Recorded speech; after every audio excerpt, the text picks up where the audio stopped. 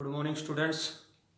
So today we will start our P2 chapter number 9, force and laws of motion.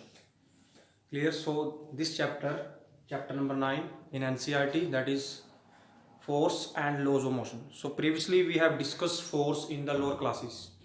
In 8th class you read about the force. What is force? At that time you say that force is a pull or push act on that body. So that definition is up to 8th class only.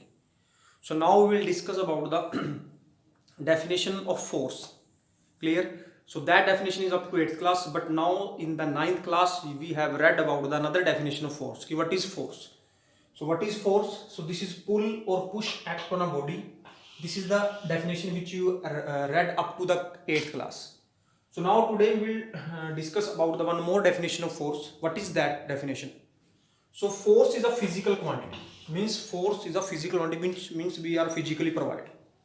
Clear? So force is a physical quantity which tend to change. What tend to change? Motion, shape and size and direction. So what is the meaning of motion? Motion means if a body is at rest,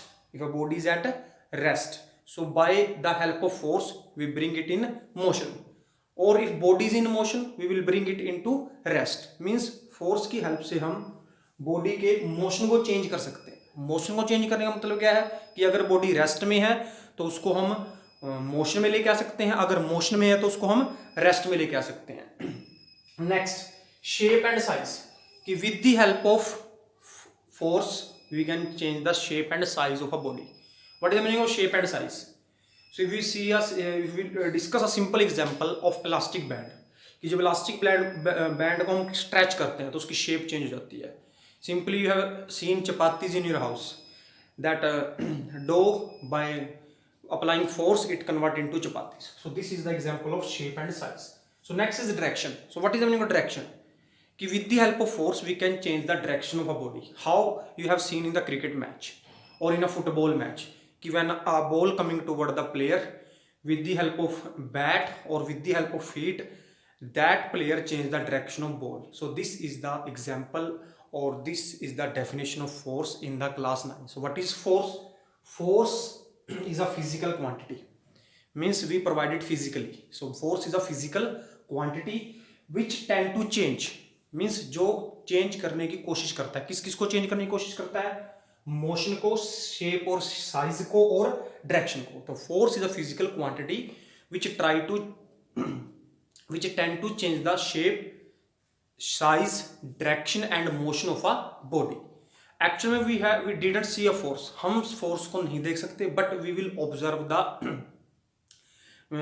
changes due to the force. कि हम force को नहीं देख सकते लेकिन जो force की वजह से जो चेंजेस आते हैं हम उसको ऑब्जर्व कर सकते हैं. फॉर एग्जांपल कि ये आपकी कोई बॉडी है, इसके ऊपर हमने फोर्स अप्लाई कर दिया.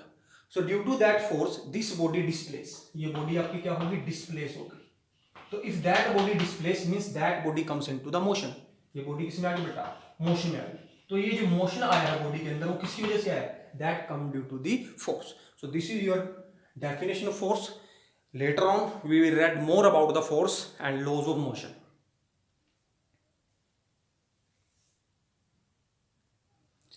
Next we will discuss about the balance and unbalanced forces. Clear? So before discussing that we will discuss an example first. So इसको हम पहले example से समझेंगे क्या है. So first of all I take a body. ये कोई आपकी बॉडी है. Clear? This is a body or object. ये कोई ऑब्जेक्ट है या बॉडी है. अब हमने क्या कहा कि इधर से एक 5 न्यूटन फोर्स एक्ट कर रहा है और इधर से भी एक 5 न्यूटन फोर्स एक्ट कर रहा है. तो आप यहाँ पे क्या ऑब्जर्व कर रहे हो कि जो इस फोर्स की direction that is toward right hand side और इस फोर्स की डायरेक्शन क्या है? लेफ्ट हैंड साइड है. और दोनों की वैल्यू क्या है? सेम है. क्लियर? और if this body is in rest, अगर ये बॉडी किसमें है? रेस्ट में है, तो 5 न्यूटन फोर्स इधर से लगा, 5 न्यूटन फोर्स उधर से लगा. तो अगर दोनों साइड का फोर्स क्या होगा? Equal in magnitude but opposite in direction. So उस फोर्स को हम क्या कहेंगे? बैलेंस फोर्स कहेंगे. So if the two force act on a body are equal in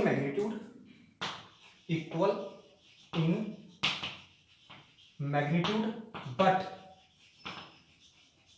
opposite in direction, कि अगर आपके किसी बॉडी के ऊपर दो फोर्स लग रहे हैं जिनका मैग्नीट्यूड क्या है, means their value is same, magnitude क्या है, इक्वल है, बट जो उनकी डायरेक्शन है वो क्या आपकी अपोजिट है, means they are acting in opposite direction and simultaneously, मतलब एक ही टाइम। ये नहीं कि पहले हमने 5 न्यूटन फोर्स अप्लाई कर दिया फिर इसके बाद ये 5 न्यूटन अप्लाई फोर्स कर, मींस एक ही साथ दोनों फोर्स लगने चाहिए, दोनों का मैग्नीट्यूड बराबर होना चाहिए और दोनों की डायरेक्शन क्या होनी चाहिए, अपोजिट होनी चाहिए। तो उन फोर्स को हम बोलेंगे balance forces. The two forces और forces are said to be balance when they have equal magnitude but act in opposite direction simultaneously, कि जब कोई भी फोर्स किसी बॉडी पे लगेंगे उनकी डायरेक्शन अपोजिट होगी और वो इक्वल मैग्नीट्यूड होगा, तो उन फोर्सेस को हम बैलेंस फोर्सेस कहेंगे। अब इन बैलेंस फोर्सेस की वजह से अगर मैं यहाँ पे नेट फोर्स निकालता हूँ, नेट फोर्स, अब नेट फोर्स का मीनिंग है कि टोटल फोर्स क्या इसके ऊपर है। अब ये दोनों फोर्स क्या है, अपोजिट डायरेक्शन में है, क्लियर। तो 5 न्यूटन से लगा, 5 न्यूटन से लगा, तो अगर ये दोनों फोर्स अपोजिट डायरेक्शन में है तो इस केस में अगर अपन नेट फोर्स निकालना चाहते हैं तो इसके लिए हमें क्या करना पड़ेगा कि अगर दो फोर्सेस एक दूसरे के अपोजिट डायरेक्शन में, तो जब इनको हम ऐड करेंगे दैट इज 5 + 5, बट जब इनकी डायरेक्शन अपोजिट होगी तो जो वन ऑफ द फोर्स है दैट शुड बी नेगेटिव। ये दोनों फोर्स क्या होंगे, नेगेटिव, एक फोर्स इनमें से नेगेटिव लेना पड़ेगा आपको। तो ये प्लस का 5 माइनस का नेट फोर्स आपका आ गया 0 न्यूटन। मीन्स जब किसी बॉडी के ऊपर बैलेंस फोर्सेस लगेंगे तो जो नेट फोर्स होगा वो 0 होगा। और सिंपल सी बात है बेटा, अगर सिंपली हम देते हैं कि कोई भी ऑब्जेक्ट है, for example this is an object, एक इधर पर्सन है एक इधर पर्सन है, क्लियर, वो भी 5 न्यूटन फोर्स लगा रहा है, ये भी 5 न्यूटन फोर्स लगा रहा है, अगर दोनों पर्सन सेम फोर्स लगा रहे हैं तो ये बॉडी के ऊपर जो नेट फोर्स होगा वो 0 लगेगा। ये बॉडी अगर रेस्ट में है तो रेस्ट में रहेगी। फॉर एग्जाम्पल अगर ये बॉडी 2 मीटर पर सेकेंड की स्पीड से मूव कर रही थी तो ये 2 मीटर पर सेकंड की स्पीड से ही मूव करती रहेगी, मतलब इसकी स्पीड में कोई भी चेंज नहीं आएगा। तो ये हमने पढ़ा था बैलेंस फोर्सेस। अब पढ़ना है अपने अनबैलेंस फोर्सेस। तो अगर इनमें से मैंने एक को 15 कर दिया, एक को मैंने क्या कर दिया 15 कर दिया, तो आप यहां से अपने आप डेफिनेशन बना सकते हो इसकी कि व्हाट आर अनबैलेंस फोर्सेस। कि the forces act on a body are said to be unbalance if they have unequal magnitude, they may be act in opposite direction और they may be act in the same direction. कि जो magnitude होगा वो unequal होगा, magnitude क्या होगा उनका unequal होगा और उनकी डायरेक्शन क्या होगी अपोजिट होगी, सेम भी हो सकती है। तो उन फोर्सेस को हम क्या बोलेंगे, अनबैलेंस फोर्सेस बोलेंगे।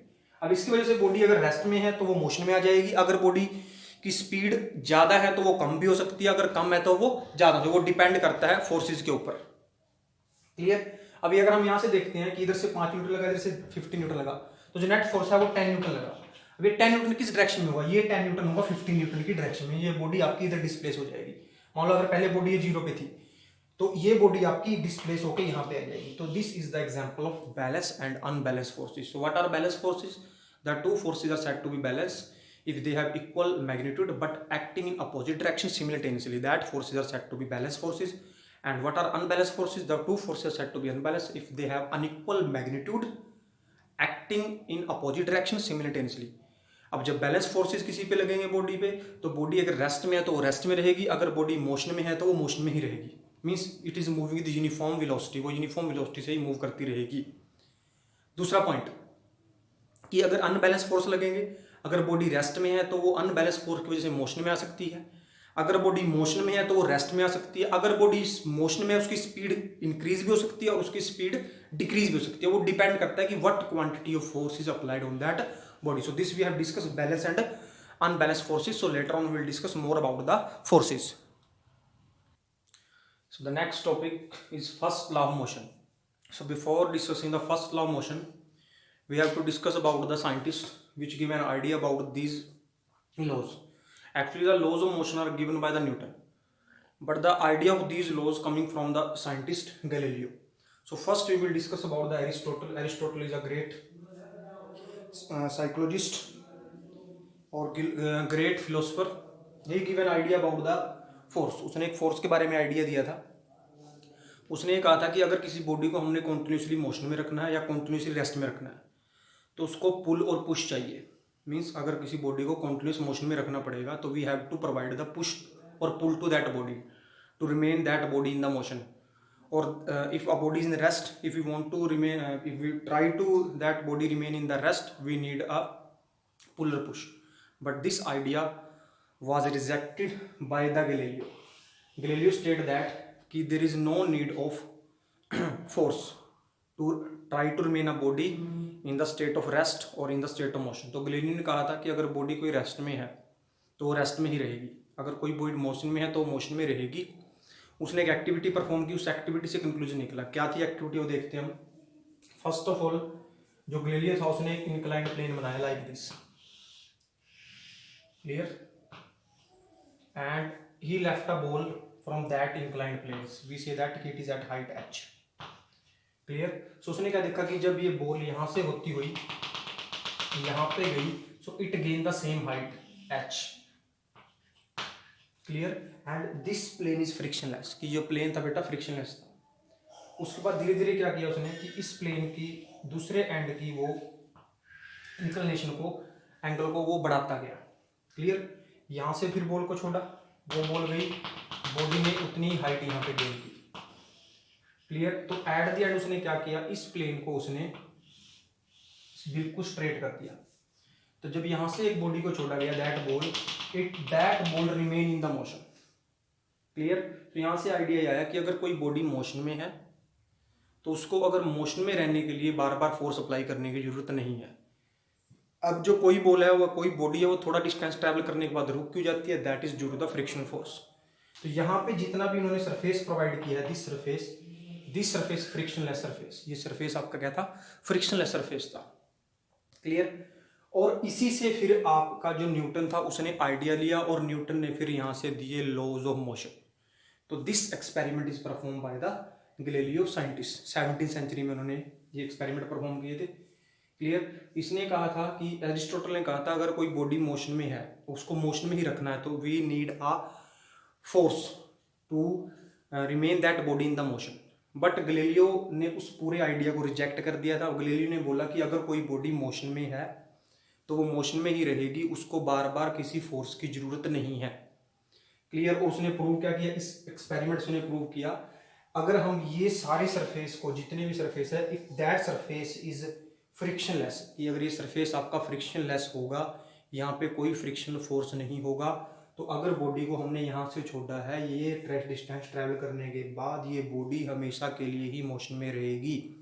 सो अगर किसी बॉडी को हमने स्टॉप करना है, क्लियर, या किसी बॉडी को हमने रेस्ट से मोशन में लेके आना है, तो we need a unbalanced force. क्या चाहिए अपने को, अनबैलेंस्ड फोर्स, क्योंकि अगर बैलेंस्ड फोर्स होगा तो फिर से नेट फोर्स क्या होगा, जीरो होगा। तो अगर नेट फोर्स जीरो है तो बॉडी रेस्ट में है तो रेस्ट में रहेगी, मोशन में है तो मोशन में रहेगी। लेकिन अगर हमने किसी बॉडी को मोशन से रेस्ट में लेके आना है या रेस्ट से मोशन में लेके आना है, तो we need a unbalanced force. So every time when we want a body is remain in the rest, or body comes to motion from the rest or from motion to rest, we always provided a unbalanced force, कि हमें वहां पे unbalanced force provide करना पड़ेगा। तो उसके बाद फिर आपका आया था न्यूटन का first law of motion. Now we discuss कि what is the Newton first law of motion. Now we will discuss about the Newton first law of motion. What is the statement of Newton first law of motion? So Newton first law of motion state that every body continuous in this state of rest or in the motion. Newton first law of motion state that every body continuous in this state of rest or in motion until and unless compelled by an external unbalanced force. तो Newton का जो first law कहता है कि जो body अगर कोई rest में है तो वो रेस्ट में ही रहेगी, अगर कोई बॉडी मोशन में है तो वो मोशन में ही रहेगी, जब तक उसके ऊपर बाहर से कोई भी अनबैलेंस फोर्स नहीं लगता। So that is known as Newton first law of motion. Now we will discuss with an example. So now if we take an example कि this is a body, clear, ये आपकी कोई body है, it is at rest, ये किस में है, rest में है। So if I applied a force on that body, ये बॉडी हमने यहाँ थी, यहाँ से हमने एक फोर्स अप्लाई कर दिया, so this is unbalanced force, this is unbalanced force, so that body comes into the motion, clear.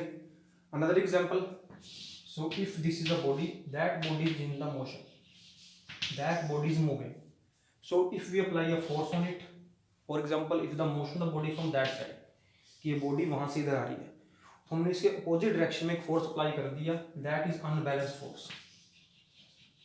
तो इस फोर्स की वजह से ये बॉडी जो किसमें थी पहले, मोशन में थी, किसमें आ गई, रेस्ट में आ गई। और यही आपका है न्यूटन का फर्स्ट लॉ ऑफ मोशन। तो न्यूटन का फर्स्ट लॉ ऑफ मोशन ये कहता है अगर कोई बॉडी रेस्ट में है या कोई बॉडी मोशन में है तो वो रेस्ट में ही रहेगी, ये वो मोशन में ही रहेगी जब तक उसके ऊपर बाहर से कोई भी एक्सटर्नल फोर्स एक्ट नहीं करता, और वो फोर्स करना चाहिए unbalance.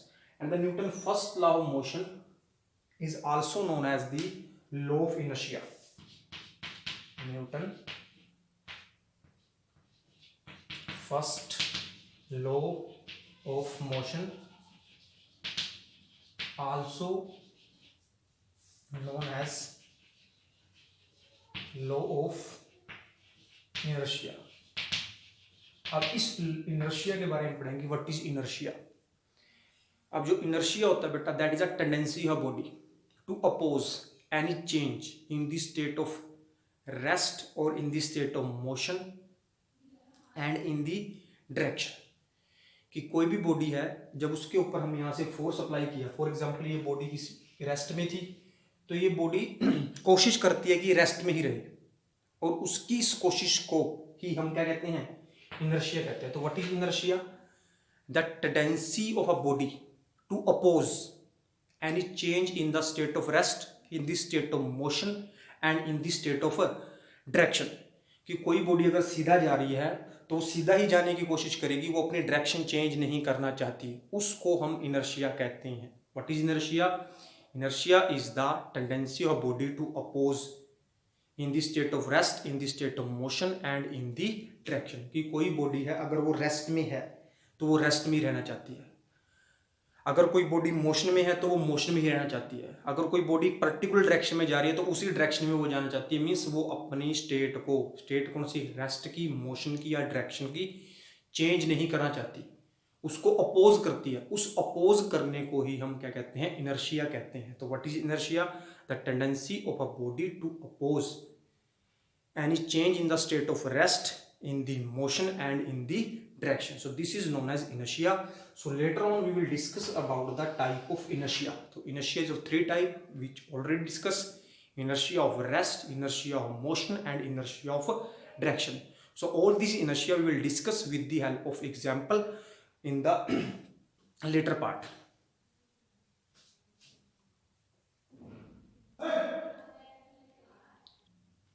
So now we will discuss about the inertia and its various type। So first inertia we have discussed previously, the tendency of body to oppose any change in the state of rest or in the motion।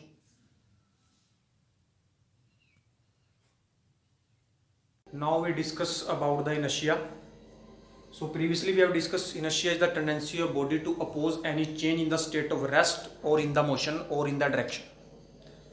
So one by one we will discuss about the rest, motion and the direction। So first we will discuss about the rest। So in the rest, simply previously the tendency of body to oppose any change in the state of rest, up to rest you have to write only, कि the tendency of body to oppose any change in the state of rest is called inertia of rest। Means कोई भी body अगर rest में है तो rest में ही रहना चाहती है, वो मोशन में आने को अपोज करती है, उसको हम इनर्शिया ऑफ रेस्ट कहेंगे। Now will discuss some example about that, few example we will discuss. That the first एग्जांपल वी विल डिस्कस दैट कि when the passenger are sitting in the bus. Now one by one we will discuss the various example of inertia of rest. So the first example, the passenger sitting in a bus, when bus suddenly starts they fall backward। तो reason क्या था बेटा उसका, कि passenger जब बस में बैठे होते हैं, जब बस सडनली स्टार्ट करती है तो जो पैसेंजर है वो पीछे की तरफ गिरते हैं। उसका रीज़न ये है कि the body of the passenger in the rest, कि जो पैसेंजर की बॉडी है वो रेस्ट में है, so it try to remain in the rest, वो रेस्ट में ही रहना चाहते हैं। लेकिन बस जब सडनली मोशन में आती है, that's why they fall backward. कि मीन्स जो बॉडी थी वो रेस्ट में थी, वो रेस्ट में रहना चाहती थी, लेकिन जब बस चली बॉडी मोशन में आई, लेकिन बॉडी किस में रहना चाहती थी, रेस्ट में। So that's why the passenger fall backward. ये था आपका first example. Second example, when a carpet is beaten by the stick the dust particle fall down. कि जब किसी कारपेट को हम स्टिक से बीट करते हैं, जो उसके अंदर डस्ट पार्टिकल हैं वो नीचे गिर जाते हैं या उससे निकल जाते हैं। उसका रीज़न क्या है? फर्स्ट ऑफ ऑल कि जो कारपेट था और जो डस्ट पार्टिकल दोनों ही रेस्ट में थे। क्लियर? जब हमने उसको स्टिक से बीट किया, the carpet comes into the motion but the dust particle try to remain in the rest. वो रेस्ट में ही रहना चाहते थे, वो मोशन में नहीं आना चाहते थे। That's why they fall down, it fall down, कि वो नीचे गिर गए। तीसरा एग्जाम्पल हम देखते हैं। Clear? When a tree is vigorously shaken, कि जब किसी ट्री को हम शेक करते हैं तो उसके बहुत सारे जो लीव्स होते हैं दैट इज फॉल डाउन। इसका वही एग्जांपल है कि प्रीवियसली जो ट्री था और जो उसके ऊपर लीव्स थे that are in the rest. So when we shake that tree, the tree comes into the motion but the leaves try to remain in the rest, so that's why they detach from the tree and fall down. So these are the few examples of inertia of rest. So first we have discussed कि जो the passenger sitting in the bus fall backward when bus suddenly starts, so this is inertia of rest. Clear? Second, when a carpet is beaten with a stick the dust particle fall down. And the third one, when a tree is shaken vigorously the leaves fall down. Clear? This is the example of that inertia of rest also. The one more example we also discuss here. I will draw a diagram. For example, this is a glass. That is a glass, a cardboard is placed on it. Clear? And there is a coin on the cardboard. So when we hit that cardboard with our finger, so that coin fall down into the glass. This is also due to inertia of rest. क्यों? First of all, this cardboard and this coin both are in the rest. Clear? When we hit that cardboard, the cardboard comes into the motion, but the cone try to remain in the rest. Clear? So that's why it fall down. Clear? So these are the four examples of inertia of rest. Inertia of rest means the tendency of body to oppose in the state of rest. कि जो कोई body है वो rest में है, वो rest में ही रहना चाहेगी, वो मोशन में आने को अपोज करेगी, और जब कोई चीज मोशन में आने को अपोज करेगी it fall down. Clear? So this we have discuss about the inertia of rest. So now after that we will discuss about the inertia of motion. अब what is inertia of motion? Clear? So in the case of inertia of motion again we have a 3 to 4 example. We will discuss inertia of motion. So what is inertia of motion? Again, the tendency of body to oppose any change in the state of motion. Clear? अगर कोई body motion में है तो वो motion में ही रहना चाहती है, रेस्ट में नहीं आना चाहती. क्लियर? अब इसका एग्जांपल पढ़ते हैं. मोशन कि व्हेन अ बस सडनली स्टॉप्ड, कि जब कोई बस एकदम से रुक जाएगी. द पैसेंजर फॉल फॉरवर्ड, कि जो उसके अंदर पैसेंजर होंगे वो आगे की तरफ गिरते हैं. रीजन क्या? कि जब वो बस मोशन में थी तो उस पैसेंजर की बॉडी भी किस में थी? मोशन में थी. लेकिन बस सडनली क्या होगी? स्टॉप हो गई. लेकिन उस पैसेंजर की बॉडी किस में रहना चाहती थी? मोशन में रहना चाहती. That's why that fall forward. Means firstly passenger and the bus both are in the motion. Bus suddenly stopped but the body of a passenger try to remain in the motion. That's why the passenger fall forward. So this is your first example of inertia of motion. Second example means कि जो आपकी गाड़ियां वगैरह होती हैं उनके ऊपर जो सामान वगैरह रखा होता है उसको हम टाई अप करते हैं रोप के साथ. उसका रीजन क्या है? कि why that the luggage tied on the rope with the rope on the car और द बस. रीजन उसका बेटा कि जब बस चलेगी तो वो लगेज और वो बस या वो कार दोनों ही मोशन में होंगे. जब कभी भी बस सडनली या वो कार कभी भी सडनली रुकेगी, क्लियर, तो आपकी बस या कार रेस्ट में आ गई, लेकिन जो लगेज था that try to remain in the motion.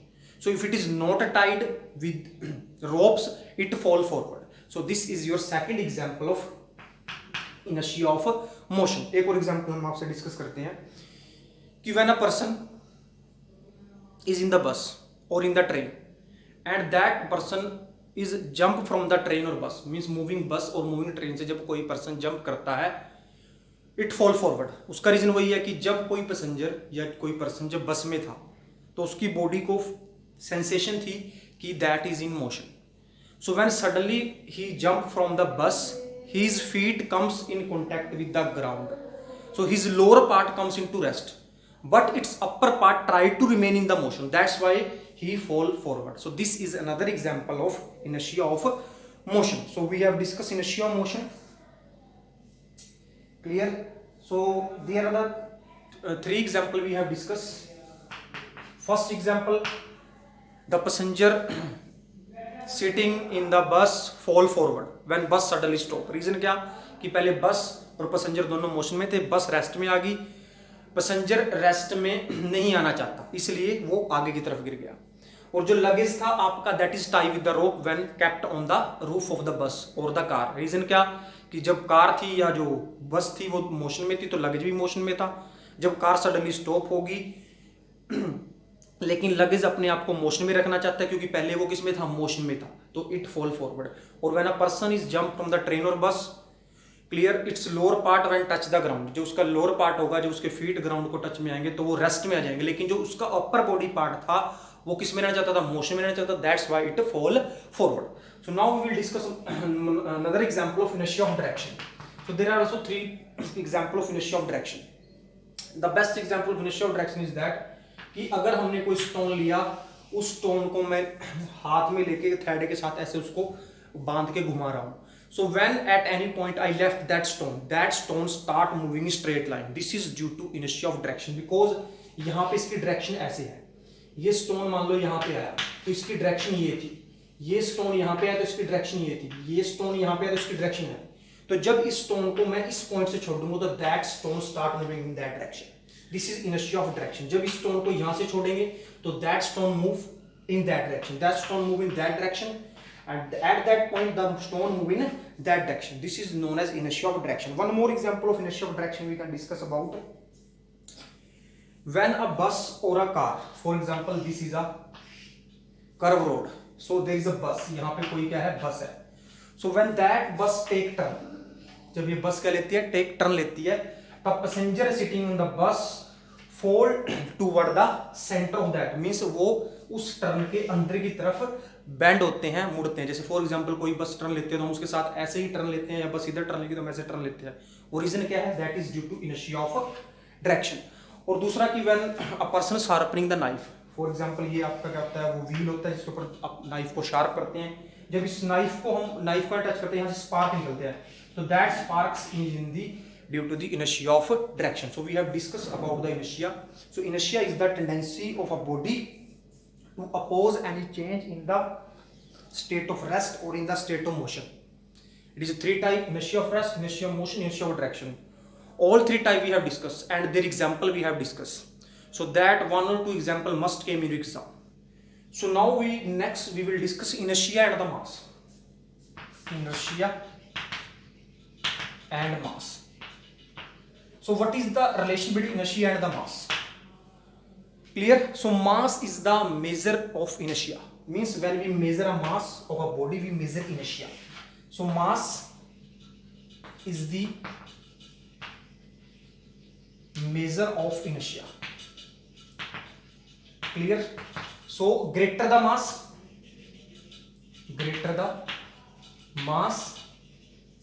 larger be the value of inertia. Clear? जिस बॉडी का मास ज्यादा होगा उस बॉडी का इनर्शिया भी क्या होगा, ज्यादा होगा। Clear? The inertia is measured in KG. अगर आपसे पूछे कि what is the unit of inertia, inertia किस में मेजर किया जाता है, तो the inertia measure in KG. जो इनर्शिया की मेजरमेंट है उसको हम केजी में मेजर करेंगे। अब आपके पास क्वेश्चन आता है कि किसका इनर्शिया ज्यादा होगा, 1 रुपीज कॉइन और 5 रुपीज कॉइन। तो आपको पता है मास किसका ज्यादा होगा, 1 रुपीज कॉइन का, 5 रुपीज का। तो the 5 rupees coin have larger mass, so it have the larger inertia. Clear? अब बाइसाइकिल और ट्रेन किसका इनर्शिया ज्यादा होगा, बाइसाइकिल का इनर्शिया ज्यादा है ट्रेन का। तो आप देखोगे मास किसका ज्यादा है, the mass of train is larger, so inertia of train is also larger. So we have discuss another point about the inertia and the mass. So mass and inertia both are measured in kg, and measure of the mass, the measure of mass is inertia. Mass is the measure of inertia, कि जब हम किसी body का मास major कर रहे हैं तो कहीं ना कहीं हम इनडायरेक्टली उसके इनर्शिया को मेजर कर रहे हैं। तो now we have completed our first law of motion and example of that inertia. Now we will discuss NCERT question. Clear? So there are the few NCERT question, we will discuss that questions. Now we will discuss NCERT in text question. So now we'll discuss NCERT in text question. Clear? The first question is there. Which of the following has the more inertia? The first question is a rubber ball and a stone of the same size. कि किसका inertia ज्यादा होगा, रबड़ ball का या stone of same size? So simply बेटा stone have large mass, stone का mass क्या होगा, ज्यादा होगा।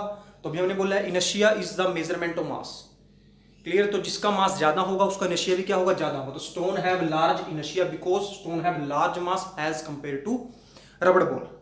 नेक्स्ट है a bicycle and train, we discuss already. Train have a large inertia because train have a large mass. Now of 5 rupees coin and 1 rupees coin, this is also discuss कि 1 रुपए का coin और 5 रुपए coin में किसका inertia ज्यादा होगा। तो 5 रुपए coin have large inertia because 5 rupees coin have large mass as compare to 1 rupees coin. So now the next question, in the following example try to identify the number of times the velocity of the ball changes. A football player kicked the football to another player of his team who kicked the football toward the goal. Then the goalkeeper of the opposite team collect the ball and kick toward the player of his own team. Also identify the agent supply the force to each other. Simple है बेटा, यहाँ पे देखो सबसे पहले the velocity of the football changes when the first player kick the ball toward the another player of his team. Velocity of the football also change when the another player kick the football toward the goal, कि पहले first team के player ने अपनी team के पास भेजी तब velocity change हुई, फिर जब उसने गोलकीपर के पास भेजी तब वेलोसिटी चेंज हुई, फिर गोलकीपर ने कलेक्ट किया तब वेलोसिटी में चेंज आया, फिर गोलकीपर ने किक किया तब वेलोसिटी में चेंज आया। So there is a 4 time the velocity of the ball changes. Clear? अब यहाँ पे एजेंट कौन है बेटा, फर्स्ट आपका फर्स्ट प्लेयर है, फिर सेकंड प्लेयर है, फिर गोलकीपर है, फिर अपोजिट टीम का प्लेयर जिसपे से गोलकीपर से बॉल गई थी। तो ये सिंपल क्वेश्चन है, आप खुद पढ़ के इसके आंसर दे सकते हो। Explain why some of the leaves may get detached from the tree if vertically shake its branches. Leaves of tree may get detached if vertically shaken its branches. Explain this we already discuss कि जब किसी tree को vertically shake करते हैं उसके कुछ leaves है वो फॉल डाउन कर जाते हैं। So this is due to inertia of rest. Previously the leaves and the tree both are in the rest. So when the tree is shaken, the tree comes into the motion, but the leaves try to remain in the rest. That's why it fall down. वो आपके नीचे गिर जाते हैं, ये हमने already discuss किया है। Why do you fall in the forward direction when a moving bus brakes to stop and fall backward when it is accelerate from the rest? ये हमने discuss किया है कि जब भी कोई आपकी moving बस है, for example ये आपकी कोई बस है, क्लियर, जब ये रेस्ट में आती है, ये मूविंग है, क्या है आपकी मूविंग, जब ये रेस्ट में आती है कह रहा है वी फॉल फॉरवर्ड। क्लियर? और जब आप ये किस में है, रेस्ट में है, और जब ये किस में आती है, मोशन में आती है, वी फॉल बैकवर्ड। तो इसका रीजन बेटा है ये है इनर्शिया ऑफ मोशन की वजह से, और ये आपका है इनर्शिया ऑफ रेस्ट की वजह से। लिखना क्या है फिर से वही कि व्हेन बस is in the motion the passenger is in the bus is also in the motion, but when the bus suddenly stops but the passenger try to remain in the motion, so that's why they fall forward. Or when a bus is in the rest it suddenly starts, so the passenger sitting in the bus, previously bus and the passenger both are in the rest, when the bus starts the passengers try to remain in the rest, that's why they fall backward. So this is your question number 4. Now we'll discuss question number so now there is only these are the question, up to that we have done. Clear? So this is over beta today, this is your first part of that chapter, so you have to see the video, understood ki what is taught to you. If you have any doubt, clear, you can tell me, I again clear that doubt. So side by side you have to do the NCERT in-text also. It means ये सभी की summary बनाओगे, उसके साथ ही जहाँ पे NCERT in-text question आएंगे वहीं पे आपने कंप्लीट करना है। इसके बाद आपका न्यूटन का सेकंड लॉ रहता है, उसके बाद आपका न्यूटन का थर्ड लॉ रहता है। तो this is over for today, we will meet in next video.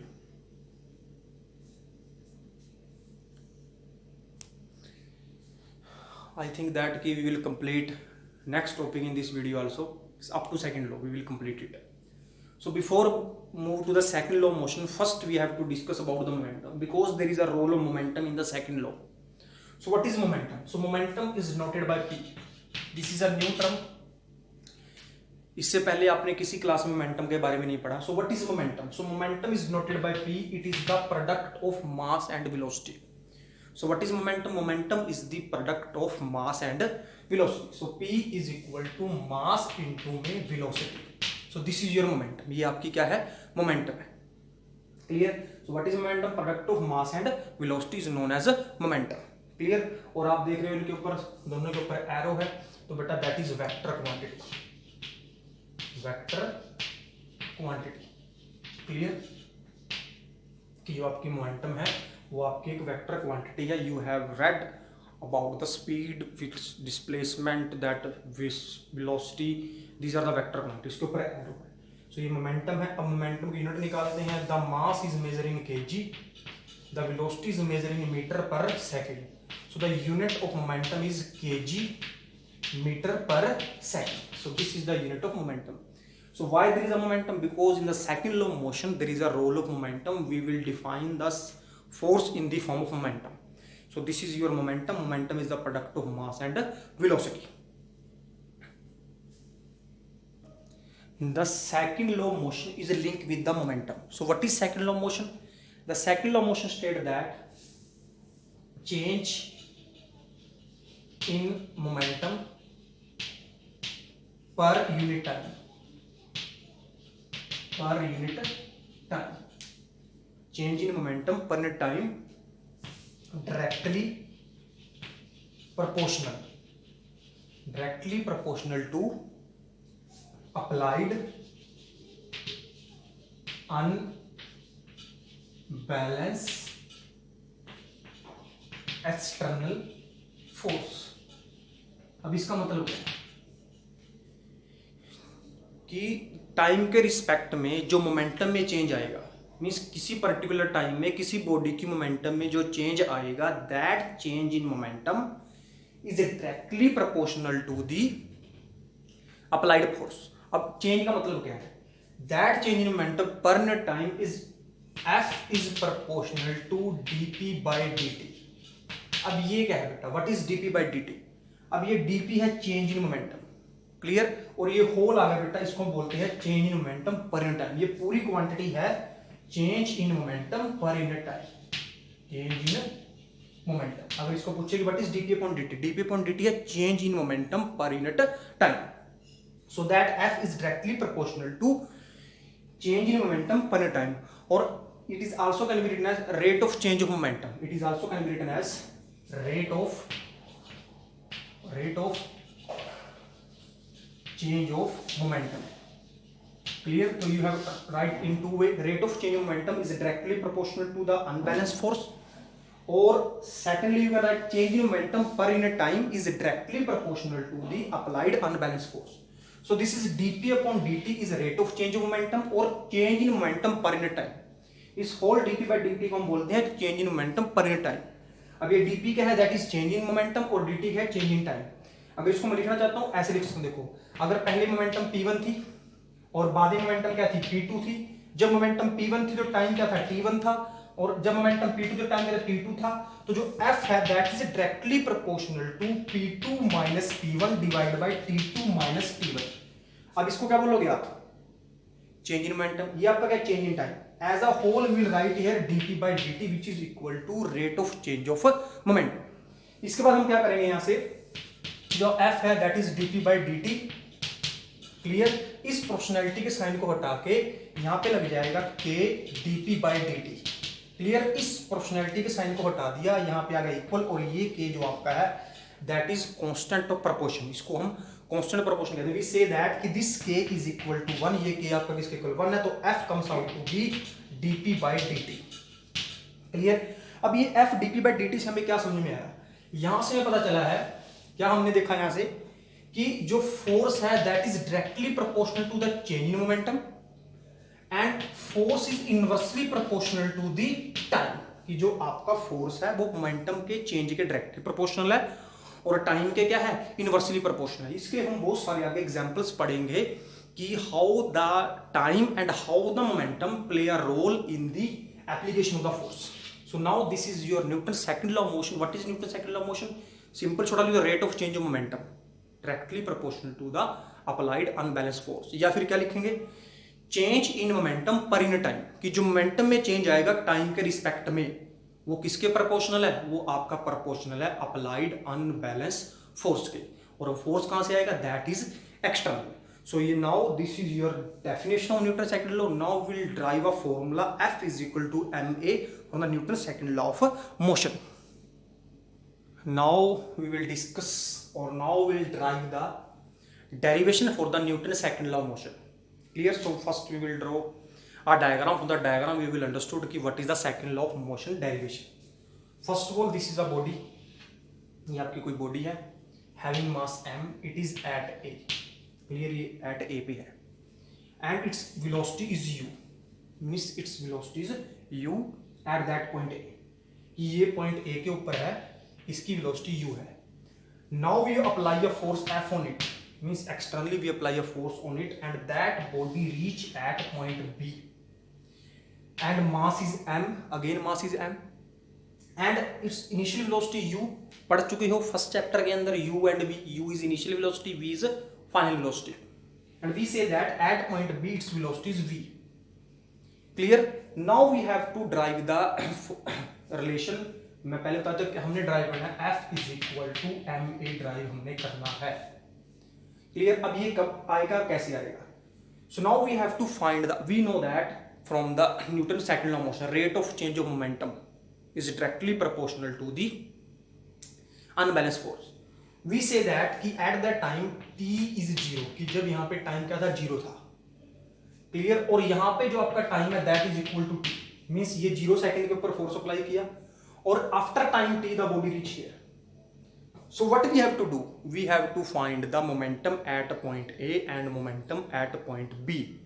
So momentum at point a, तो अभी पीछे लिखते हैं what is momentum? Product of mass and velocity. तो ए पॉइंट के ऊपर मास क्या है? m है।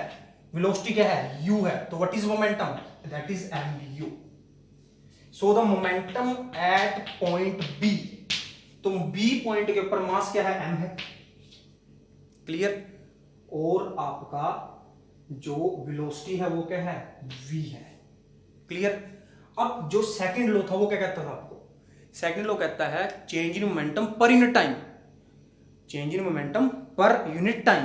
अब चेंज इन मोमेंटम, तो अगर मैं ऐसे चेंज इन मोमेंटम निकालता हूं, चेंज इन मोमेंटम, तो आप आराम से निकाल सकते हो। बी पे मोमेंटम थी फाइनल और ए पे कौन से? इनिशियल। तो फाइनल माइनस तो M V minus M U, तो ये आपकी क्या आ गई? Change in momentum. अब आपका जो लो है सेकंड लो क्या कहता है? The rate of change of momentum is directly proportional to the applied unbalance force. So जो आपका F है वो डायरेक्टली प्रोपोर्शनल किसके? Change in momentum divide by time के, और change in time you can write also here. So F is proportional. So what is change in momentum? That is mv minus mu. What is change in time? पहले time क्या था? 0 था, बाद में time क्या होगा? t. तो their time comes out to be t minus 0. So here comes out to be mv minus mu divided by t. Clear? So here comes out to be F is proportional to. From here we will take common m. So when we take common m, here comes out to v minus u divided by t. और ये कहां से आया है ये आपको बता देते हैं। आपने फर्स्ट चैप्टर किया था, इससे पहले जो चैप्टर किया था 8th फिजिक्स का, उसके अंदर हमने लिखा था क्या कि v is equal to u plus a t. This is your first equation. तो अगर मैं यहां से इस a की वैल्यू निकालता हूं तो that is v minus u divide by t is equal to a। So from for that v minus u divide by t की जगह हम क्या लिख सकते हैं? a लिख सकते हैं। तो आपका जो f है that proportional to ma। Clear? आपका क्या क्या ma आ गया। इस प्रोपोर्शनलिटी को हटाएंगे तो m is equal to k ma। This k we will take an equal to 1, so this that f is equal to ma। so we have proved कि force is equal to mass into में acceleration। and beta this is your 3 marks question in exam। maximum time is in your exam 3 marks question। तो f is equal to ma। from here is also we can find the unit of mass, so unit of force। तो f आपका किसके equal था? ma के equal था। तो unit of mass होती है आपकी kg। और एक्सेलरेशन होती है मीटर पर सेकंड स्क्वायर, तो ये बन गया आपका KG metre per second square. So ये आपकी यूनिट है, this is unit of force which is combined, इन सबको कंबाइन करके हम बोलते हैं newton. So newton is the unit of force. अब पेपर में क्वेश्चन था डिफाइंड 1 न्यूटन, 1 न्यूटन को डिफाइन करो। क्लियर? 1 न्यूटन को हम डिफाइन करेंगे कि what is the definition of 1 newton. Clear? So we will define 1 newton कि व्हाट इज 1 न्यूटन, और when we said that a force is 1 newton, so this we will discuss in the next video. So we will complete up to the derivation of Newton second law. In the next video we will discuss about the its application and the third law and the law of conservation of momentum. So this is your video, see it, complete it. If you have any doubt you can message me. Okay, thank you.